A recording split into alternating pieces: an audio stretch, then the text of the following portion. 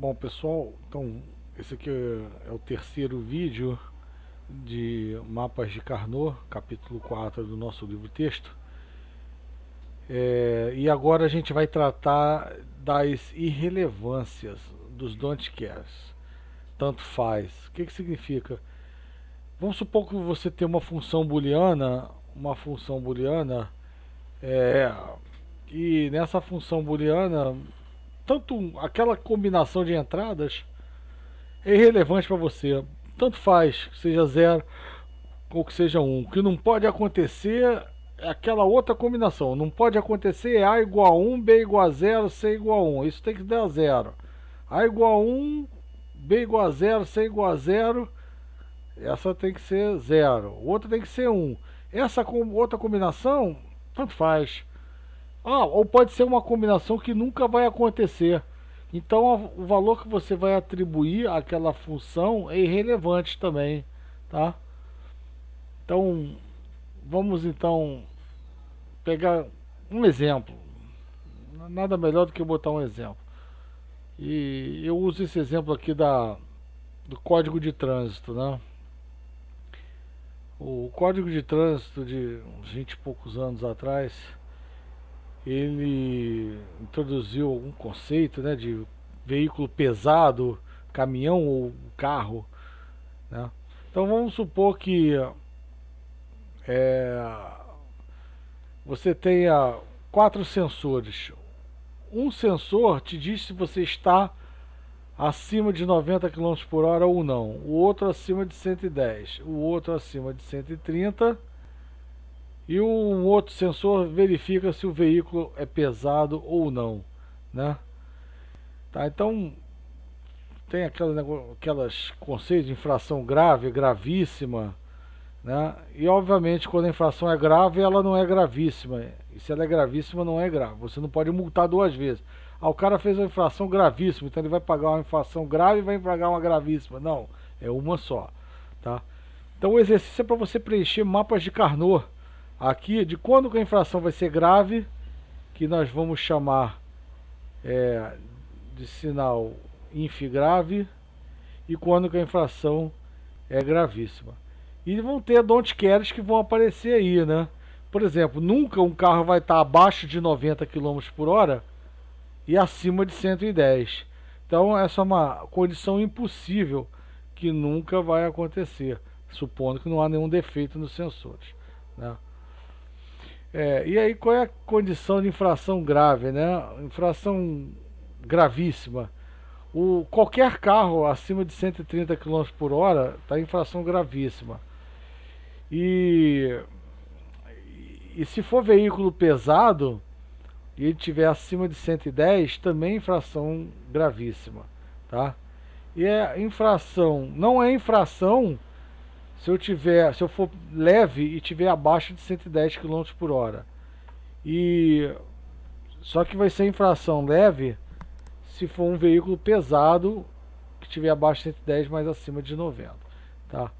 Então, vamos só preenchendo os mapas de Carnot. Vamos começar preenchendo os don't care. Os don't care são então aquelas condições que nesse caso aqui vão ser impossíveis. Por exemplo, o carro está acima de 110 por hora e abaixo dos 90. Ou aqui, o carro está abaixo de 110 ou abaixo de 90 e ao mesmo tempo está acima de 130, tá? Então, esses 8 casos aqui são don't care, irrelevâncias. Aí a gente preenche aqui o problema, né?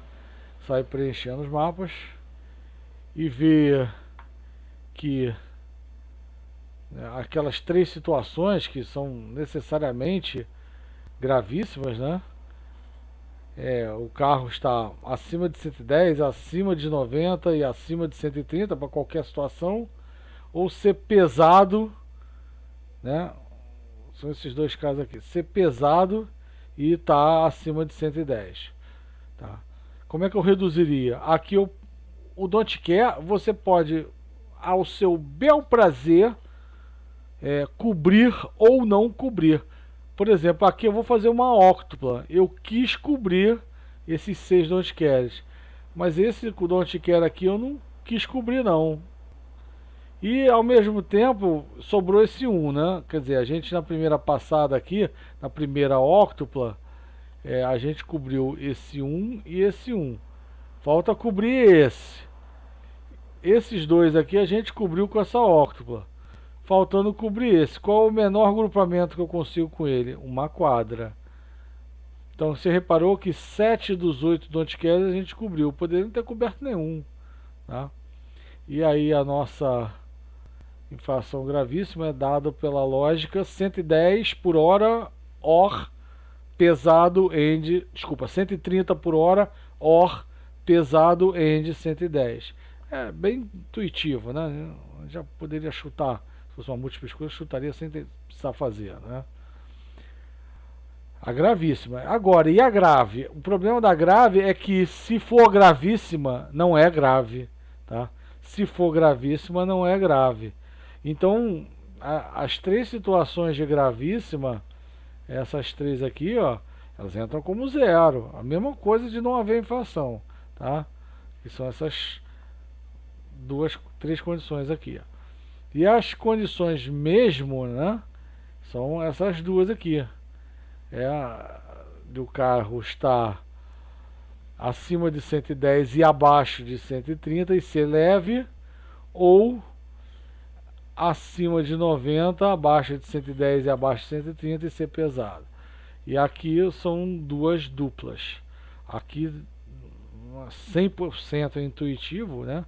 Mas aqui para ser grave tem que ser então pesado barra end 110, end 130 barra or pesado end 110 barra end 90. Não é tão imediato. A gravíssima dava para mandar direto a expressão. O mapa de Carnot só confirmou. Tá bom? Então, o primeiro exemplo aqui com don't care. Tá? Vamos falar de um outro assunto agora. São as variáveis introduzidas, seção 4.7 do livro. Então, o mapa de Carnot é bem prático, né, para até 4 variáveis. A gente já viu em livros, outras literaturas aí, você querer montar algum esquema gráfico para reduzir funções de 5 variáveis. Aí ele bota o mapa de Carnot aqui, outro aqui, o cara mais à esquerda daqui é vizinho do cara mais à esquerda daqui. Aí começa a deixar, quando deixa de ser prático, né, perde a razão de ser. O bom do mapa de Carnot é justamente porque ele é prático, né? Ele bateu o olho, você já pega a expressão. Então a variável introduzida te ajuda a reduzir o mapa de Carnot com mais de 4 variáveis, por exemplo, tá? Então vamos lá.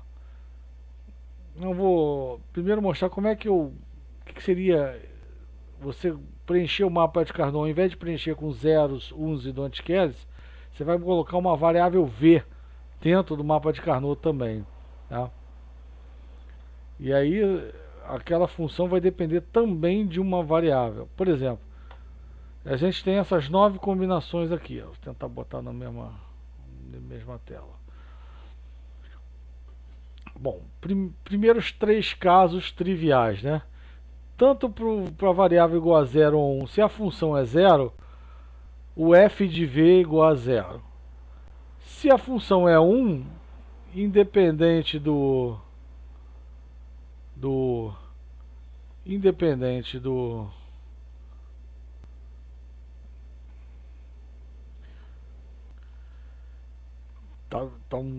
então, por exemplo, se a função a ferramenta de desenho deu pau aqui, até o final desse vídeo eu vou sem ela, né? A função é 1, tanto para v igual a 0 quanto para v igual a 1, f de v é 1. Mesma coisa aqui. A função é don't care. É don't care, não importa se o v é 1 ou v é 0, don't care. Aqui tem 2 casos mais tranquilos também. Se a função é 0 para v igual a 0 e é 1 para v igual a 1, então o f de v vai ser igual ao V, tá? f de v vai ser igual ao v. E aqui, se para v igual a 0 a função é 1, para v igual a 1 a função é 0, então f de v é igual ao v barra, tá? Esses outros 4 casos aqui, a gente vai criar uma notação que seja uma notação consistente, né? Por exemplo, a função é 0 para v igual a 0. E ela é don't care para v igual a 1, eu vou chamar de v don't care, né? Porque se o v é 0, 0 end don't care dá 0, 0 end alguma coisa dá 0. E se o v é igual a 1, 1 end don't care dá don't care. Então esse v don't care está uma boa notação. Idem aqui, só que no caso don't care é para v igual a 0, então fica v barra don't care. E aqui a notação é a seguinte: para f igual a 1 para v igual a 1 e don't care para v igual a 0, a gente poderia chamar de v mais don't care. O v mais don't care, a gente pode botar o v barra aqui, porque vai facilitar a gente enxergar quadras depois, tá? Só por uma questão de visual. A gente vai chamar de v mais v barra don't care. Ou seja, com v igual a 1, 1 mais alguma coisa dá 1. E com v igual a 0, aí vai dar don't care, tá? Idem aqui. Tá? O exemplo eu já vou botar no próximo vídeo para poder recuperar a ferramenta de desenho aqui desse gravador de aulas que eu tenho aqui. Tá bom? Então daqui a pouquinho eu posto o próximo vídeo. Grande abraço, fica com Deus.